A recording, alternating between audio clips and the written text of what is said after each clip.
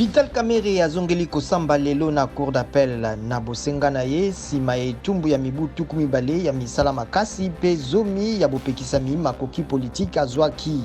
Lobi balandi baye batambolaki na Bukavu kasi police ebenganaki bango na Goma. Akutanaki pe na kalaka mokonzi ya Senko na boloko ya makala po na masolo botamboli bobengisami yo mokolo mwa mitano na Kinshasa po na mokambi ya UNC. Benjamin Mkapa mokonzi ya kala ya Tanzania akufi na mibu tuku mwambe na moko. Azalaki mobondi ya kala ya nkokoso ya RDC na masolo mamemaki boyokani ya kimia na Lusaka na 1999.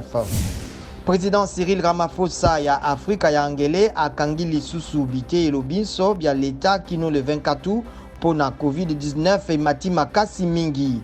Afrique du Sud ekomi na molongo ya mitano na mokili mobimba na koleka bato 408,000 bayebani kozwama na coronavirus pe koleka nkoto motoba bayeba kufi. Afrika ya Ngele efungolaki misala na juin mpona kobatela nkita kasi bokono bomati makasi. Nzoto ya baofisier tuku mibale na mwambe baye balingaki kokweyisa mokonzi ya kala ya Sudan Omar al-Bashir na 1990 emonani na libulu moko na Omdurman pene na Khartoum.